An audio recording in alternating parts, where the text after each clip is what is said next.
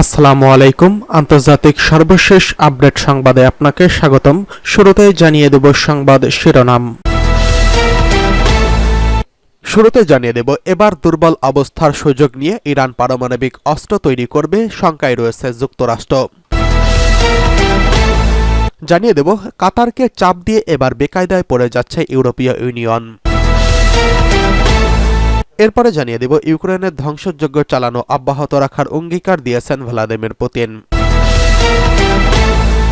জানিয়ে দেব লেবাননে হস্তক্ষেপ করবে না সিরিয়া, জানিয়েছেন আবু মোহাম্মদ আল জোলানি। সর্বশেষ জানিয়ে দেব গাজায় সেফ জোন স্কুল হাসপাতালে ইসরায়েলের ভয়াবহ হামলা, নিহত 50। এতক্ষণ শুনছিলেন সংবাদ শিরোনাম, এবারে বিস্তারিত। দুর্বল অবস্থার সুযোগে ইরান এবার পারমাণবিক অস্ত্রের দিকে ঝুঁকে যাবে, শঙ্কায় রয়েছে যুক্তরাষ্ট্র। দুর্বল অবস্থার কারণে ইরান পারমাণবিক অস্ত্র নির্মাণের পথে যেতে পারে বলে উদ্বেগ প্রকাশ করেছে হোয়াইট হাউসের জাতীয় নিরাপত্তার উপদেষ্টা জ্যাক সুলিভান। ব্রিটিশ বার্তা সংস্থা রয়টার্স জানিয়েছে, মার্কিন সংবাদ মাধ্যম সিএনএনকে দেওয়া সাক্ষাৎকারে এই উদ্বেগ প্রকাশ করেছেন তিনি। এ সময় তিনি বলেছেন, নবনির্বাচিত প্রেসিডেন্ট ডোনাল্ড ট্রাম্পের শিবিরকে এই ঝুঁকি সম্পর্কে অবহিত করা হয়েছে। ইসরায়েলি হামলার ফলে ইরানের মিত্র ফিলিস্তিন ও হামাস ও লেবাননে হিজবুল্লাহ শক্তি কমে গেছে। এছাড়া ইরান সমর্থিত সিরিয়ার প্রেসিডেন্ট বাশার আল আসাদের পতনে দেশটির আঞ্চলিক প্রভাবকে দুর্বল করেছে। সাক্ষাৎকারে জ্যাক সুলিভান বলেছেন, ইসরায়েলি হামলার কারণে ইরানের ক্ষেপণাস্ত্র কারখানা, আকাশ প্রতিরক্ষা ব্যবস্থার মতো স্থাপনাগুলো ধ্বংস হয়েছে। এতে তেহরানের সামরিক সক্ষমতা হ্রাস পেয়েছে। তিনি আরও বলেছেন, ইরান এখনই অনেকেই বলছেন যে হয়তো এখনই আমাদের পারমাণবিক অস্ত্র তৈরি করা দরকার, হয়তো আমাদের পারমাণবিক নীতিমালা পুনর্বিবেচনা করতে হবে। এবং সুলিভান জানিয়েছেন, ইরান পারমাণবিক অস্ত্র তৈরি না করার প্রতিশ্রুতি থেকে সরে আসতে পারে এমন ঝুঁকি রয়েছে। তিনি বলেছেন, এটি একটি ঝুঁকি যার প্রতি আমরা এখনও সতর্ক রয়েছি।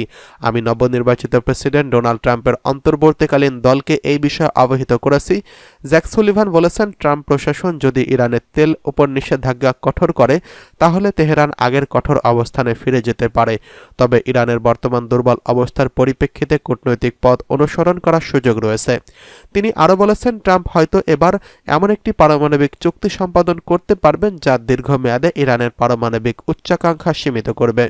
ইরান বরাবরই দাবি করে আসছে যে তাদের পারমাণবিক কর্মসূচি শান্তিপূর্ণ। তবে ডোনাল্ড ট্রাম্প 2017 থেকে 21 সালের সময়কালে তেহরান ও বিশ্ব শক্তিগুলোর মধ্যে সম্পাদিত পরমাণু চুক্তি থেকে বেরিয়ে আসার পর ইরান ইউরেনিয়াম সমৃদ্ধকরণ বাড়িয়েছে। ওই চুক্তি ইরানের পারমাণবিক কার্যক্রমে সীমা আরোপ করেছিল এবং নিষেধাজ্ঞা থেকে মুক্তি দিয়েছিল। এদিকে কাতারকে চাপে দিয়ে এবার বেকায়দায় পড়েছে ইউরোপীয় ইউনিয়ন। যুক্তরাষ্ট্রের শত চাপেও দমেনি কাতার। এখন সেই কাতারকেই ভয় দেখায় ইউরোপীয় ইউনিয়ন, কিন্তু কাতারও কম যায় না। ইউরোপীয় ইউনিয়নের চোখে চোখ রেখে কথা বলেছে দেশটি। উল্টো ইউরোপীয় ইউনিয়নের বিরুদ্ধে কড়া পদক্ষেপের হুমকি দিয়েছে কাতার। মরুময় দেশ কাতারের শ্রমবাজার নিয়ে দীর্ঘদিনের অভিযোগ, দেশটি জোরপূর্বক শ্রমে বাধ্য করে, আবার পরিবেশগত ক্ষয়ক্ষতি নিয়েও দোহার খুব একটা মাথা ব্যথা নেই। আর এই ইস্যুতে সামনে এনেই কাতারকে চাপে ফেলতে চাইছে ইউরোপীয় ইউনিয়ন। তবে কাতারের জ্বালানি মন্ত্রী সাদ আল কাবি বলেছেন, ইউরোপীয় ইউনিয়নভুক্ত দেশগুলো যদি এই নিয়ে তার দেশের উপর চড়াও হয় তাহলে গ্রুপটির কাছে গ্যাস বিক্রি বন্ধ করে দেবে দোহা।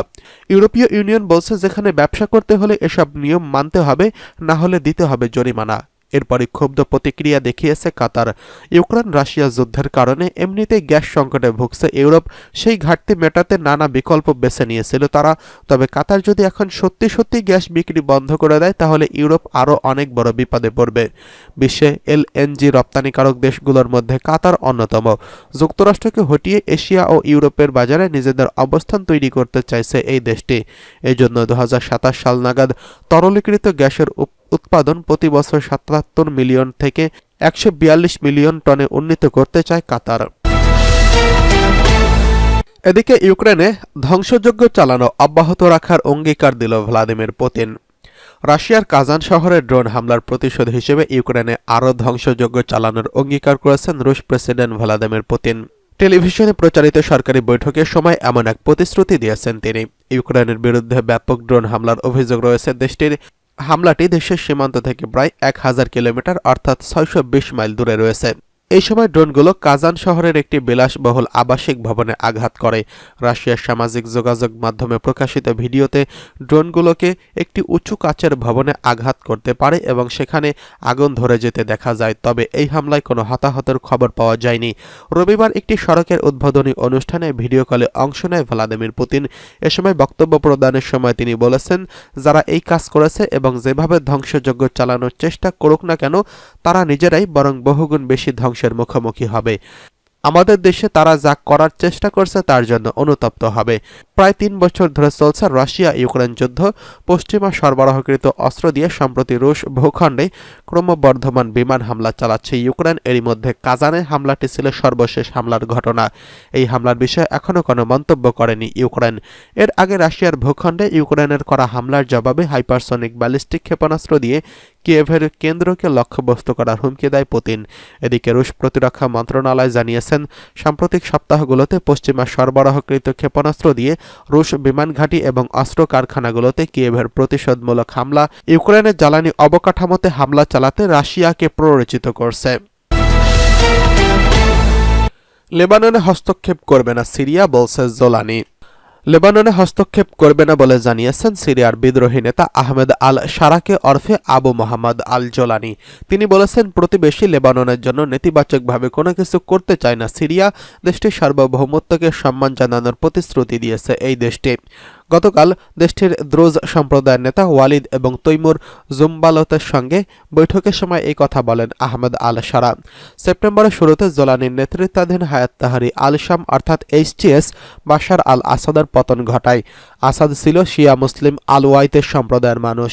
তিনি যখন ক্ষমতায় ছিলেন তখন দেশটির সরকারের আল ওয়াইতের সম্প্রদায়ের মানুষ বড় পদগুলোর আসীনে ছিলেন। আসাদের পতনের পর তাদের মধ্যে শঙ্কা দেখা দিয়েছে, সুন্নি মুসলিমদের নিয়ে গঠিত সশস্ত্র গোষ্ঠী তাদের উপর প্রতিশোধমূলক হামলা চালাতে পারে। রাজধানী দামেস্কের পশ্চিমাঞ্চলে বাস করেন তারা। যদিও সিরিয়ার ক্ষমতা নেওয়ার পরই বিদ্রোহী নেতা জোলানি জানিয়েছেন, সংখ্যালঘু কোনো সম্প্রদায় তারা হামলা চালাবে না। এদিকে গাজায় সেফ জোন স্কুল হাসপাতাল, ইসরায়েলের ভয়াবহ হামলা, নিহত 50। অবরুদ্ধ গাজা উপত্যকার দক্ষিণাঞ্চলে তথাকথিত সেফ জোন অর্থাৎ নিরাপত্তা অঞ্চলে আল মাওয়াসিতে ব্যাপক বোমা বর্ষণ করছে ইসরায়েলি বাহিনী। এর ফলে আগুনে বহু তাঁবু পুড়ে যায় এবং কমপক্ষে 7 ফিলিস্তিনি নিহত হয়েছেন। তারা সহ গত 24 ঘণ্টায় গাজার বিভিন্ন অংশে ইসরায়েলি হামলায় নিহতের সংখ্যা বেড়ে দাঁড়িয়েছে 50 জনে। আজ ভোরে হওয়া এসব হামলায় অধিকাংশ মানুষের প্রাণহানি হয়েছে গাজার অবরুদ্ধ অঞ্চলে। আল জাজিরার সানাদ এজেন্সির মাধ্যমে যাচাই করা ভিডিওতে দেখা গেছে, নুসিরাত শরণার্থী শিবিরে ইসরায়েলি হামলার পর উদ্ধারকর্মীরা ঘটনাস্থলে পৌঁছে মর্মান্তিক দৃশ্যের সম্মুখীন হয়েছেন। সেখানে 2 জনের মরদেহ বিড়ালদের খেতে দেখা যায়। স্থানীয় সূত্র জানিয়েছে, ইসরায়েলি বাহিনী দীর্ঘ সময় উদ্ধার কাজে বাধা দিয়েছে।